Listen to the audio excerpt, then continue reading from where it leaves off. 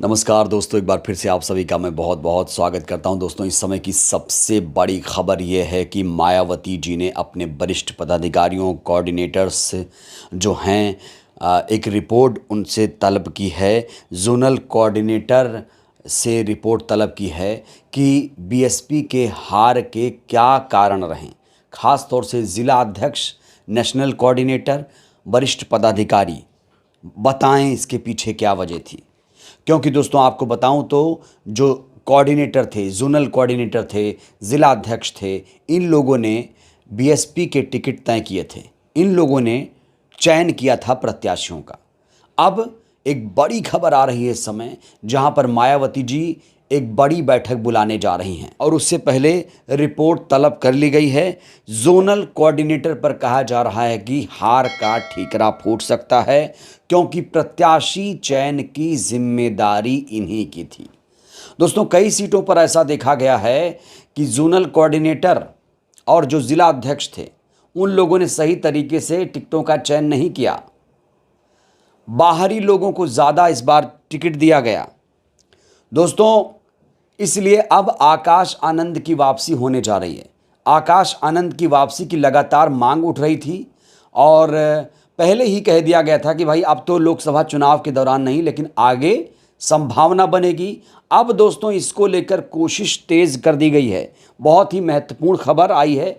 ये देखिए, खबर देखिए, आकाश आनंद की वापसी होने जा रही है और अब इन्हें 2027 की कमान दी जाएगी। लेकिन इस खबर पर आगे चर्चा करने से पहले दोस्तों एक बड़ी अहम जानकारी आप तक पहुंचाना चाहता हूं। दोस्तों, क्या आपको मालूम है कि यूपी की 14 ऐसी सीटें हैं जहां पर बीएसपी को 50,000 वोट मिला। सिर्फ 50,000।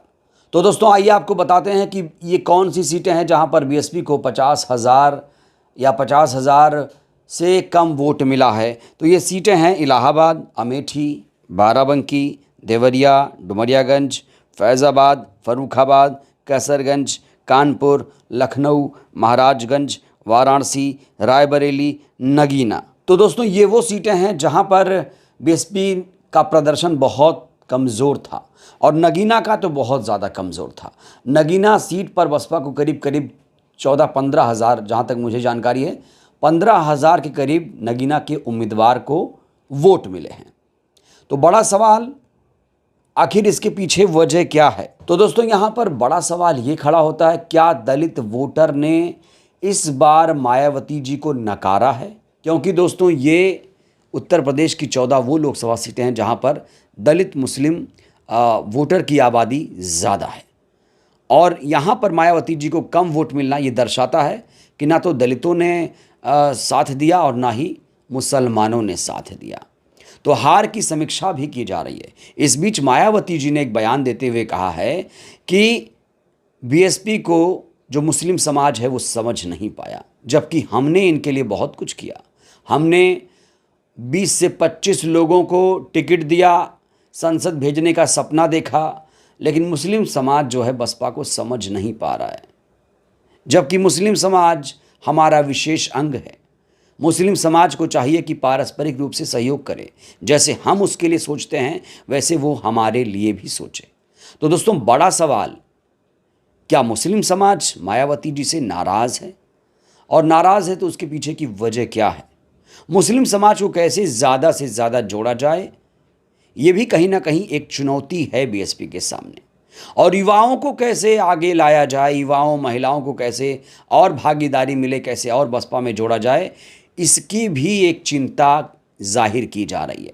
दोस्तों, जहां तक बीएसपी के कमज़ोर प्रदर्शन करने का सवाल है तो उसमें एक बड़ा कारण है कि बीएसपी ने गठबंधन नहीं किया और गठबंधन नहीं करने से नुकसान हुआ। आपने देखा कि बीएसपी को छोड़कर सभी पार्टियों ने लगभग गठबंधन किया। हालांकि एनडीए के साथ जो लोग गठबंधन कर रहे थे उनको भी हार का सामना करना पड़ा, चाहे वो राजभर हो चाहे निषाद हो। अनुप्रिया पटेल को भी नुकसान हुआ। जहां वो रॉबर्ट्सगंज और मिर्ज़ापुर सीट जीतती थी, उन्हें सिर्फ मिर्ज़ापुर सीट पर जीत हासिल हुई। और ओम प्रकाश राजभर के बेटे को भी हार नसीब हुआ, हार का सामना करना पड़ा। और अगर मैं घोसी सीट की बात करूं तो घोसी सीट पर बसपा के उम्मीदवार को 2 लाख से ज़्यादा वोट मिले। यहां पर लोगों ने वोट किया। अब घोसी सीट बसपा जीत रही थी, लेकिन ऐन वक्त पे क्या खेला हुआ ये दोस्तों समझ से परे है। तो दोस्तों इस समय की सबसे अहम खबर ये है कि जल्द ही एक बैठक मायावती जी बुलाने जा रही हैं। यूपी और अन्य प्रदेशों के वरिष्ठ पदाधिकारियों के साथ एक बैठक करेंगी और जो रिपोर्ट तलब की गई है उस रिपोर्ट को भी उस बैठक में सौंपा जाएगा। उसके बाद 2027 को लेकर आगे की जो रणनीति है वो तैयार की जाएगी। और कहा जा रहा है इस समय कि मायावती जी 2027 के चुनाव में जुट चुकी हैं। और इसीलिए दोस्तों ये खबर जो अभी है, जो अखबार की सुर्खियां बन चुकी है, ये खबर ये कहती है कि अब मायावती जी जल्द ही अपने भतीजे या कहिए कि पूर्व नेशनल कोऑर्डिनेटर, पूर्व उत्तराधिकारी को फिर से कमान देने जा रही हैं। इसकी पूरी पूरी उम्मीद है, संभावना है दोस्तों, क्योंकि इसको लेकर बसपा के जो कार्यकर्ता हैं, जो आकाश आनंद से इंस्पायर हैं, वो लगातार मायावती जी से गुहार लगा रहे हैं कि बहन जी आप अब जल्दी करिए। और इसीलिए दोस्तों आकाश आनंद को भी लाने की कवायद तेज़ कर दी गई है। उनको एक बड़ी जिम्मेदारी दी जाएगी 2027 चुनाव में। और आकाश आनंद की वापसी के पीछे एक बड़ा कारण ये भी है कि युवाओं को कैसे जोड़ा जाए ताकि आज़ाद समाज पार्टी की ओर दलित युवाओं के झुकाव को रोका जा सके। आकाश आनंद ने अपनी चुनावी सभाओं में अपने तेवरों से युवाओं को दोस्तों खास तौर से आकर्षित किया था और उनके प्रचार पर पाबंदी लगने से लगातार उनकी वापसी की मांग उठ रही है। लेकिन ऐसा लग रहा है जिस तरीके से कवायद हो रही है उसे देखकर समझा जा सकता है, उसे देखकर दोस्तों साफ तौर पर ये दिख रहा है कि आकाश आनंद अब बैठने वाले नहीं हैं। उन्होंने भी कहा था कि मैं आखिरी सांस तक बहुजन समाज के लिए लड़ाई लड़ता रहूँगा। और बहन जी भी समझ गई हैं कि उनसे क्या गलती हुई, कहाँ पे चूक हुई, उनके नेताओं ने उन्हें क्या बताया और क्या सही था, ये सब बहन जी समझ गई हैं। तो दोस्तों अब बहन जी सतर्क हैं।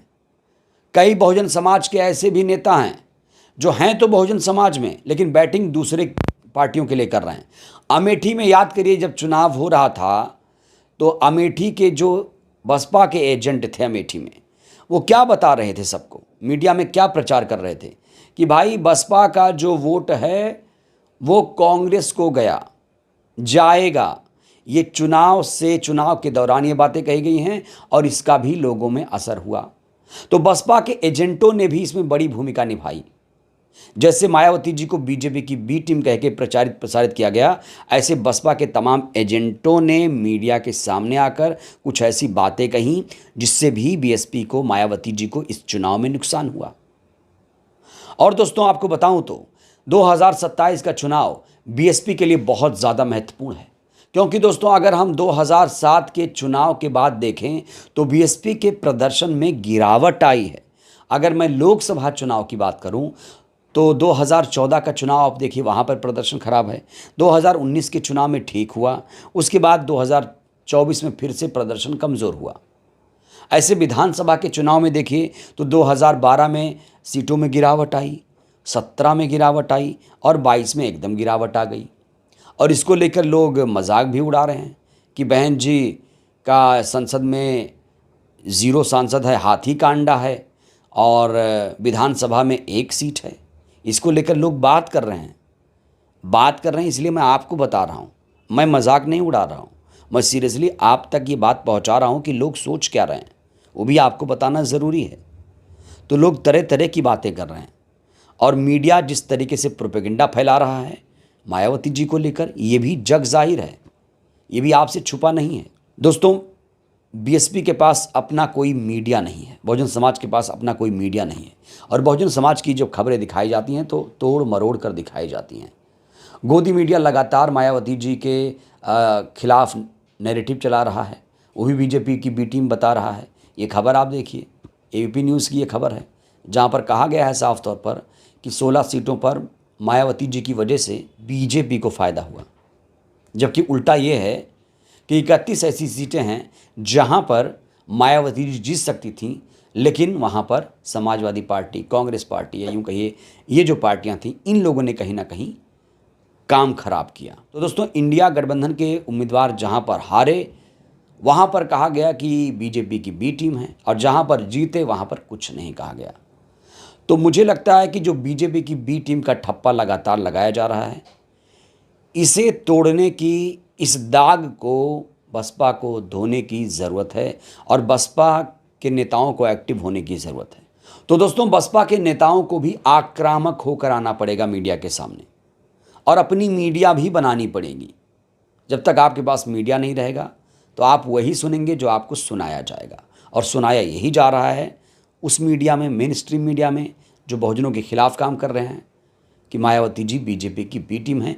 इस दाग को धोने की ज़रूरत है, और जिस तरीके की दोस्तों कवायद इस समय चल रही है, इसे देखकर साफ प्रतीत हो रहा है कि आकाश आनंद की वापसी हो रही है। मिशन 27 में वो जुटने वाले हैं, और मायावती जी का मनोबल टूटा नहीं है, बल्कि उनका हौसला 7वें आसमान पर है। बहरहाल दोस्तों, इस वीडियो में फिलहाल के लिए बस इतना ही। दोस्तों, आपको क्या लगता है आकाश आनंद की वापसी को लेकर, आप क्या सोचते हैं? आप भी अपनी प्रतिक्रिया दीजिए। बहुत बहुत धन्यवाद, शुक्रिया।